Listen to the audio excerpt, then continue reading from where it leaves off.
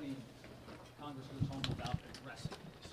I mean, are certain folks going to get, Congress goes home without addressing this? Are certain folks just going to get hammered by their voters on this, especially on the Republican side of the aisle? Well, there are about 1.6 million Americans that are going to be pretty dramatically affected by having these tax credits expire that were created during the Obama COVID years. But that's a pretty small number. Nevertheless, they are going to be affected. And so we see on the Senate side some great ideas to do shorter extensions associated with major reforms of Obamacare. And without doing reforms to Obamacare, along with a shorter extension,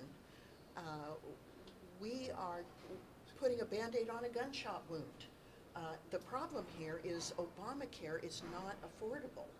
And no matter how much money we throw at these patches to try and keep it afloat, it's drowning. Why are people so optimistic that this will get done next year? Is it because you have to? It's an election year. People are going to get, as I say, hammered on this? Or is it what changes between late December and early January where suddenly magically everything moves different? Yeah, I think you've identified it. It's an election year. I think that members of Congress are going to start hearing from their constituents. A lot of constituents won't understand that the increases that they are seeing are not associated with the short-term extension, but are occurring just naturally. Everything's going up.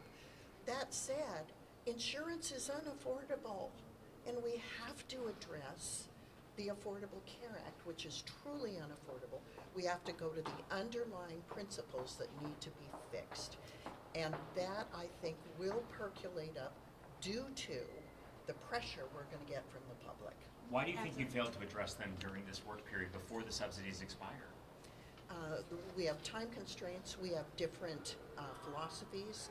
There are different ideas. You know, Senator Crapo and Cassidy have a plan. Senator Paul has a plan. Marsha Blackburn has a plan.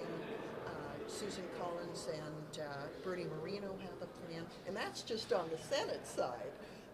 The House side has its own ideas. So we need to take these proposals. The leadership needs to coalesce around a fix, but it needs to be a comprehensive fix to Obamacare, and that's hard to do. Is your message for millions of Americans who are going to see a spike in premiums just to hold tight? It is. I don't know what else they can do. As optimistic as you are about health care, are you also optimistic about getting the appropriation bills done so that we can keep the government open on January 30th? Well, it's my understanding that all of the holds have been lifted on the Republican side of the aisle. So if the Democrats will lift holds and then surrender some of the time that they have on the clock to debate, absolutely, we can get this done. What are your thoughts on reclassifying marijuana, the president's possible executive order this afternoon? Yeah, I quite frankly just disagree with the president on this one.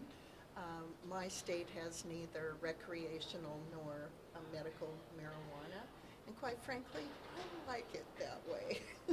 Thank you. On the president, any reaction to his speech last night? Oh, I didn't see it, but it sounded very upbeat, and the excerpts I've seen from it were painting a positive and wonderful message and helping. And he was sharing the incredible progress that's been made in this administration. Is the stock trading ban going to get done next year? Ooh. And is that the issue, that it's a challenging one, and why hasn't it gotten done before? Well, it has momentum. You know, we addressed it when I was in the House by just disclosure. So we have to, as members of Congress, disclose when we buy or sell a stock. But somehow that has not satisfied the majority of people who are worried that we have inside information that we're trading on. And so it has momentum, I'll say that. Do you think members Do you have any instance, do you think members have traded stocks based on legislation, or they've done something like, well, that's not usually their position, but suddenly they voted for that amendment? Yeah, I've not seen that happen, so I can't, and I put all, not that I have a big stock portfolio, but I had some individually held stocks and some Bitcoin. I put it in a blind trust that was approved by the Senate Ethics Committee. And so I don't know what's in that trust. I don't know if I hold any of the assets that I put in the trust. So I think that should be adequate. But there are still members that think that's inadequate.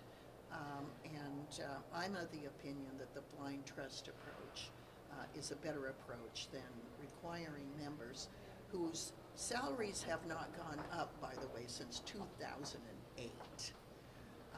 Requiring them to divest of all individually held stocks and digital assets is too much to ask of people. Thanks, everybody. Thank you. Excellent.